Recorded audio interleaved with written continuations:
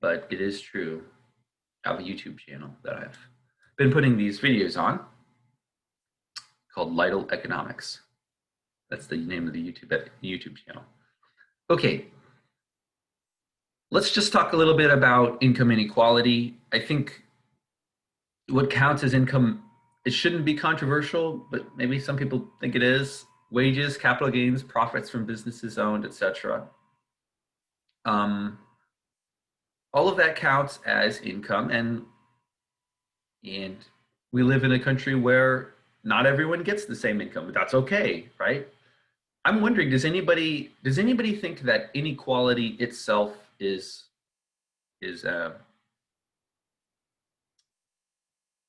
what's the word, where it's something is bad for society, a detriment? Does anybody have any comments about income inequality even before we get started, in terms of like what is the optimal? Oh, I sort of wanted to show you this video, but it's kind of old. The video was a survey, described the results of a survey. So rather than show you the whole video, I'm just going to explain the video to you. It asked a bunch of people 3 questions, or maybe just no, 2 questions. Sorry, just 2 questions. The first one was, what do you think the optimal distribution of income in this country should be? In other words, if you take everyone's incomes and you line them up so that there's, highest to lowest, then you take the lowest group of income earners and say, what percent of income does the bottom 10% get? Then how about the next 10%, 10 to 20, 20 to 30, 30 to 40? What you would see is a graph that's, not a flat line. If it would be completely flat, that means everyone has the same income, or it can have some increasing things, and people, and they just ask people, draw it yourself, or maybe select from these different options. What do you think the optimal income distribution should be? And so they gathered a bunch of data on this, and you can see some trends, and you guys probably can guess what do most Americans think about income inequality. Do they think income should be perfectly equal? Most Americans.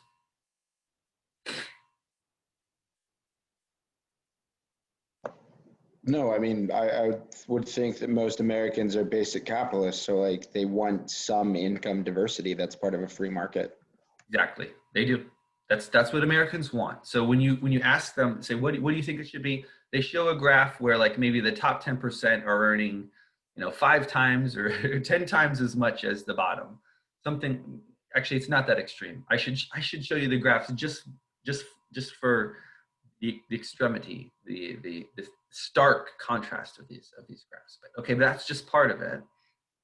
So they asked people first, what do you think the optimal, the most righteous, and what should we strive for in this country in terms of income distribution? So they gave this, which was reasonably unequal, but still the people at the bottom had some income, and the people at the top, they were wealthier, but not ridiculously wealthy. Then they asked them, well, how do you think it actually is?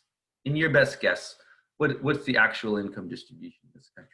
People would make their guess, and they shifted it to be more unequal. They said, okay, I know this is how it actually, this is how I would like it to be, this level of inequality, but I think it's even more unequal. That's what most people thought. And so the people who did this research, they gathered those 2 data points for a large group of people. What you thought it was, what you think it should be. And then if you compare that to what it actually is, what do you think the result is? Compared to what people think it should be, what people think it is, what is it actually in terms of inequality? I mean, I think probably just in my guess of that is that the reality was far, far, far more unequal than unequal, whatever the grammatical word there is, way worse than what either people wanted it to be or thought it was. Colin's exactly correct. Have you seen this video, Colin? You just know it. You just know what people. I mean, that's just my best guess. He's correct. He's exactly correct. So like, here's what people thought it was. I'm going to use terms. I'm going to use like Gini coefficient terms. Like people thought it was a Gini coefficient of 0.2. They sorry, they wanted it to be have a Gini coefficient of uh, yeah, point 0.2. They thought it was actually maybe 0.25, but it's really zero point 0.5. It's way higher. And actually, Gini coefficients are not great in terms of measuring totally the income inequality. But Colin's guess was correct in that it's way more unequal than people realized. And what they thought it should be was even far more equal than they thought it was. I guess what I'm saying is there's this direction. Uh, people thought this is how it was, and it should be more evenly distributed than it is. The truth is, it's way worse than they realized. And so I guess maybe the point of this research and the YouTube video that I saw talking about it was that it might not have been YouTube. It might have been before the days. No, it wasn't that old, but it's pretty old. Was that if people really knew how bad it was, they would feel even more strongly that maybe some sort of structural issues in this country that lead to extreme income inequality, and that's bad for the country. So I don't know what you guys think already. I mean, is there something wrong with extreme income inequality in this country? What about rising tide lifts all boats? Can we agree that if we're all, it doesn't matter if we're unequal, as long as we're all prospering, then it should be fine. I get that argument, but I can also see the other argument that says there's a certain system which may benefit people at the top of the income disproportionately. That there could be something about wealth that allows you to accumulate even more wealth so quickly that it's disproportionate to whatever means of economic opportunity are given to the rest of the people. I don't know if you guys read sort of popular economics books, but there's one by Thomas Piketty that says it's about capital. It's about the way that inequality really does hurt an economy. If a country and an economic system is such that people at the very top are generating wealth because of the gains from capital, if the gains from capital are so high that the people who already have a bunch of money can just invest it and get more wealth from that, then the level of inequality sort of spirals out of control, absent any kind of government intervention. That's kind of the thesis. You don't have to read the whole paper. It's not a paper; it's a book. It's like a reasonably thick book. It's not like a tome, but it is a good read. I say this, I haven't read it all. I'm sorry, I have not fully read this book, but I can summarize it. And that's the other side of the argument, right? So one side says income inequality itself is not bad because what matters is how much money you have, not how much money you have compared to someone else. But the Piketty argument is actually it is bad if it leads to some sort of structural instability because of well, money is only good for what you can buy. The reason we want money in this country is so that we could buy things, and if prices are determined by the total amount of money, it could actually be that somebody's real purchasing power goes down even when their incomes go up. You guys are aware of this, right? Do you know this term? I'm going to type it, my chat. What do you mean by real income? Give me a definition of real income.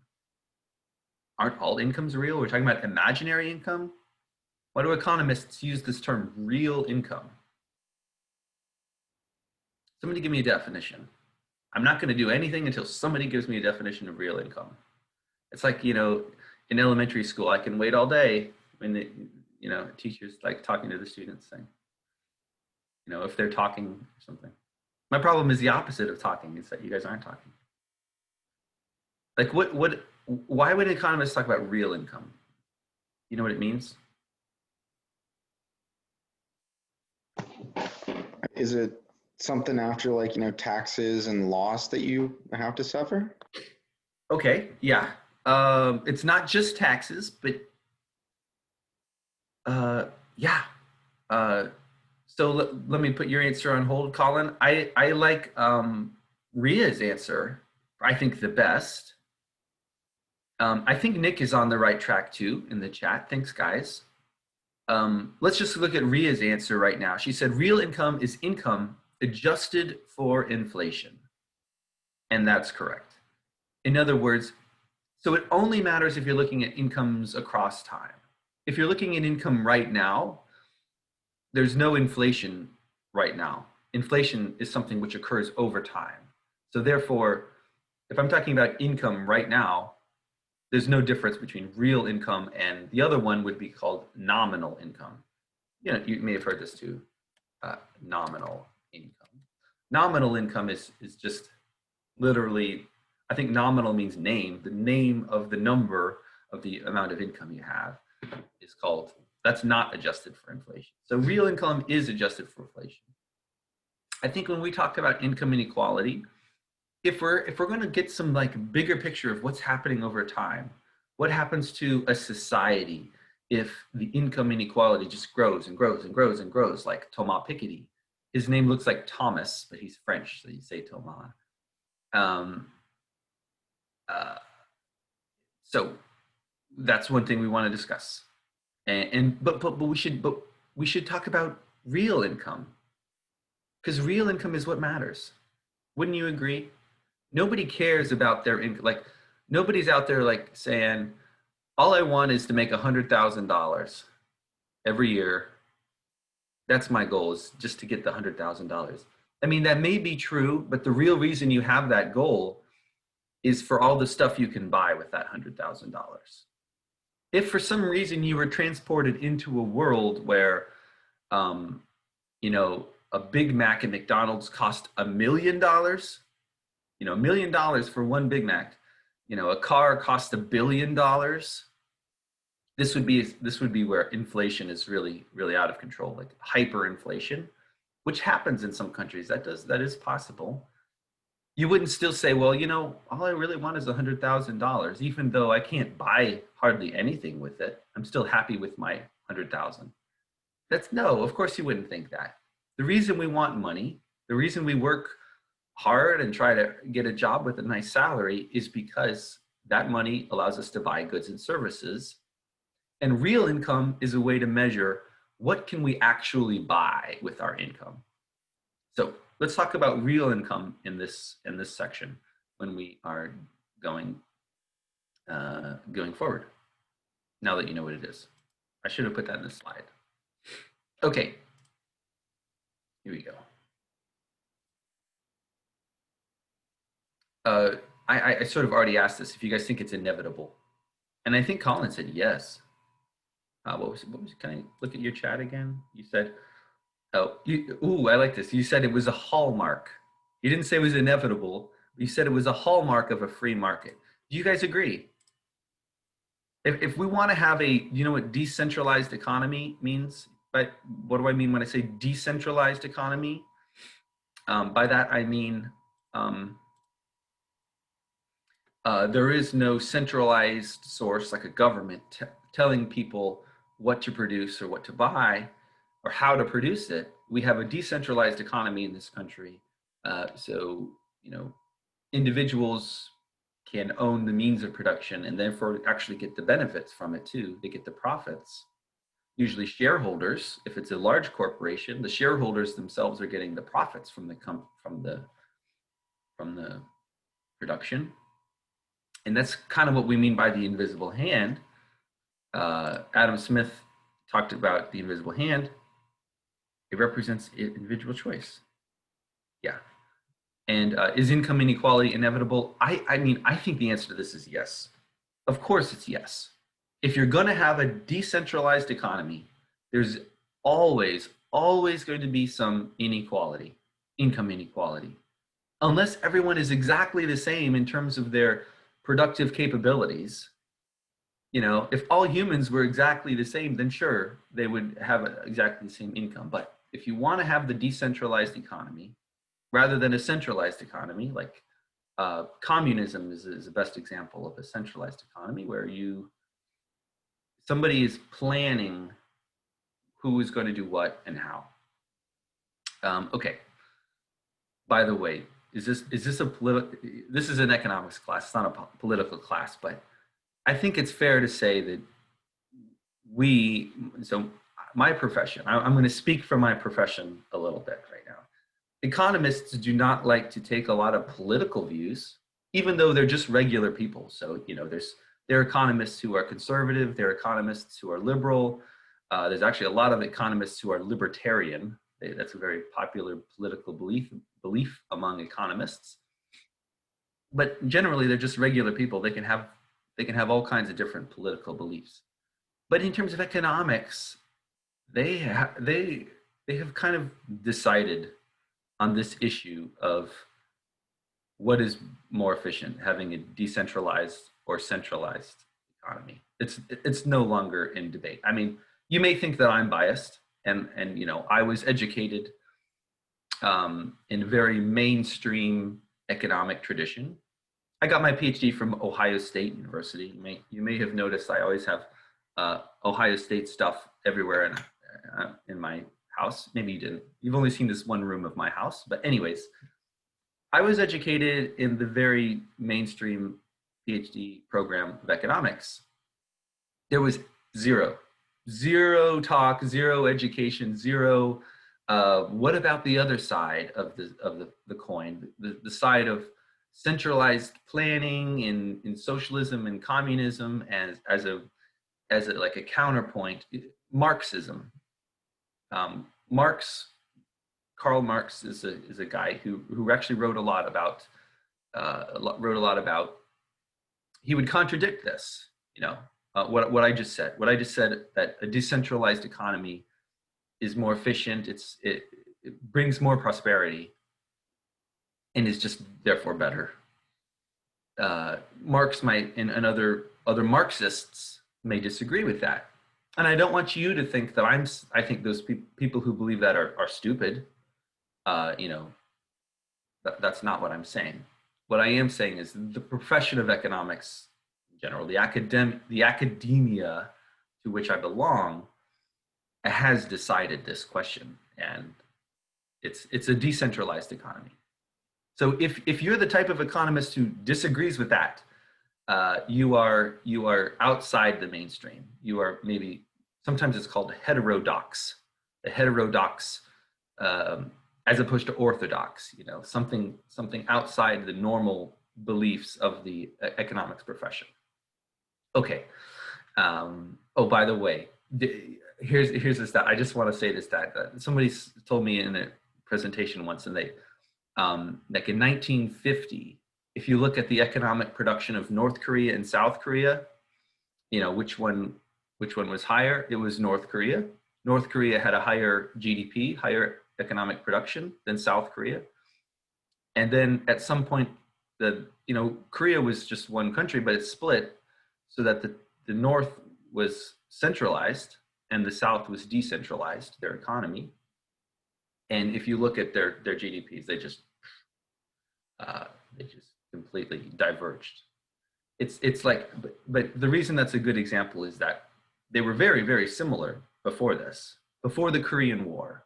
You guys know there was a war in Korea, and after the war, or during the war, the country split into the North, which was communist, and the South, which is capitalist.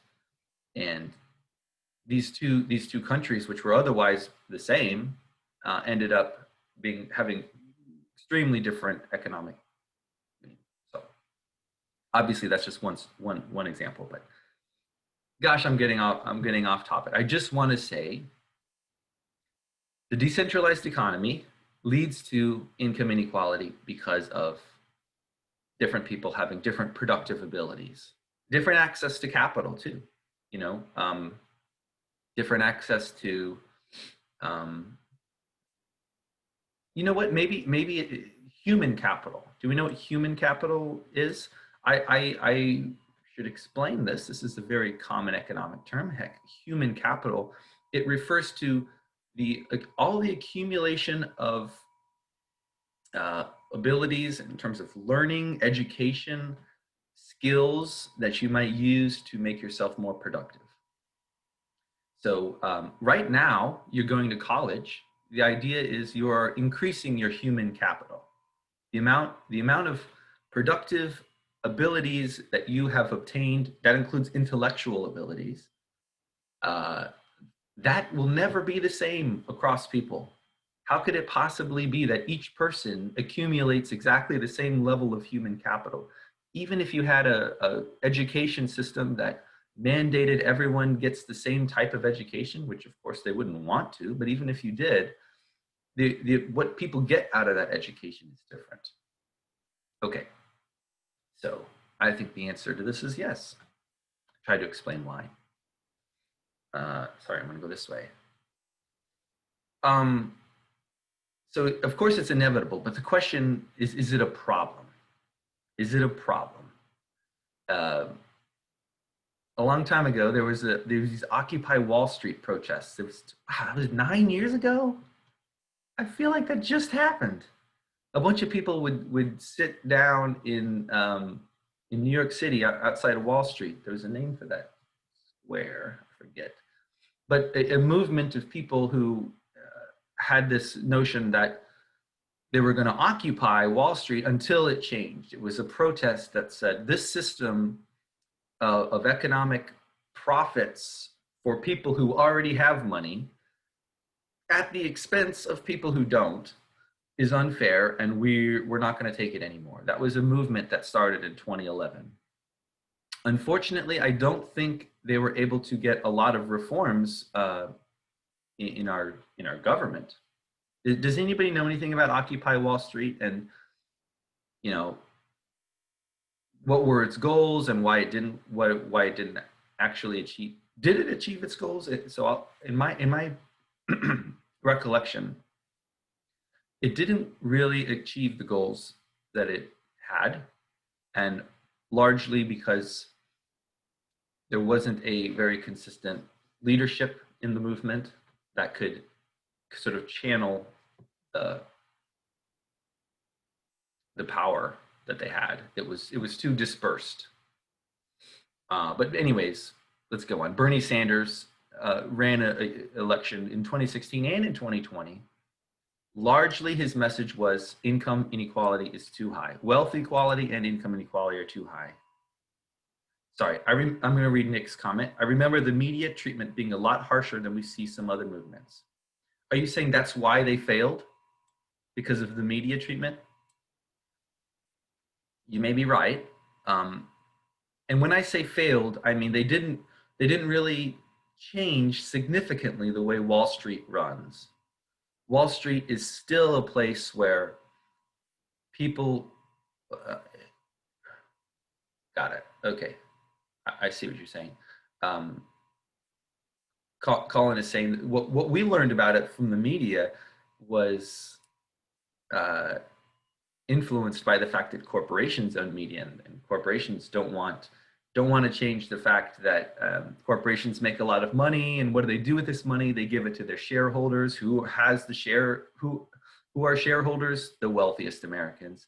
A lot of people think uh, shareholder you know shareholder profits are just get spread to everybody. It's not true. The vast majority of shares are owned by the wealthiest Americans. You may own some shares. You know, if you have a decent income and you've been uh, investing in the stock market, and the stock market goes up, that's pretty good for you. You have more money than you used to have, but you're not earning billions of dollars like some investors do. They have such an enormous stake in the stock market. that for us, like if it goes up or down and we lose a little bit or gain a little bit, um, it's actually very small. It's almost like a psychological thing for regular people thinking. They feel good when the stock market's going up and bad when it's going down. But in terms of the stake that they have, it's way more for uh, the wealthiest Americans. Yeah. Okay. Oh, that's another reason why it seemed like Occupy Wall Street didn't work. Okay. I don't watch. Uh, let's talk about why it's bad. Why income inequality was bad. So those people, Occupy Wall Street protesters, they were against income inequality. They hated it. Bernie Sanders supporters, they were against income inequality and wealth inequality. You know, this is where you've heard about the top 1%. The top 1% of income earners, and they block them all together and say, here's what they're doing. They have half the wealth of this country. Why should the top 1% have half the wealth? Or it's close to that if it's not that. Um, and it gained some ground.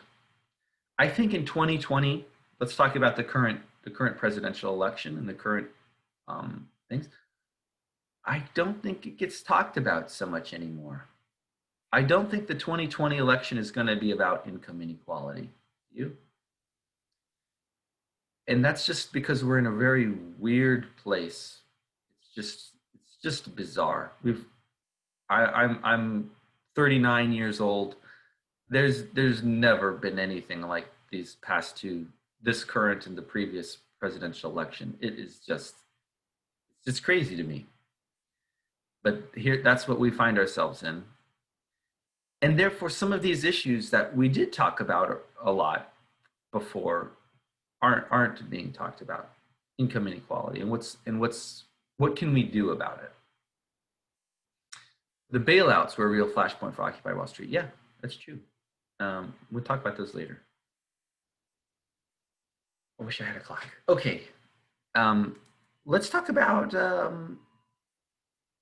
yeah, I'm going to talk about this free market for labor and entrepreneurship. Let's delay that a little bit for when we're talking about the minimum wage. What about the diminishing marginal utility of wealth? I've already explained that to you. Maybe some of you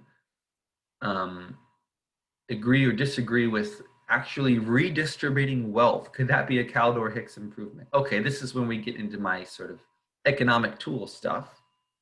I'm talking about two economic concepts, and I just want to make sure everyone's on the same page here.